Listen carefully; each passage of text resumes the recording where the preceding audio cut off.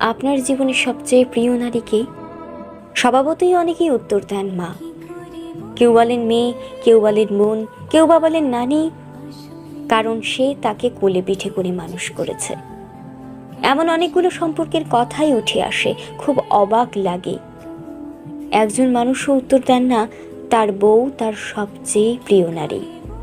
আসলে বাঙালিদের সমস্যা, বউকে ভালোবাসি বললে মান সম্মান চলে যাবে, লোকে বউ পাগল বলবে, বউয়ের কাছে ছোট হয়ে যাবে, অথবা বাকি পুরুষদের সামনে হেডাম কমে যাবে। এমন একজন মানুষও কি নেই যার হাসপাতালে বেডের পাশে নির্ঘুম রাত কাটিয়েছে তার স্ত্রী?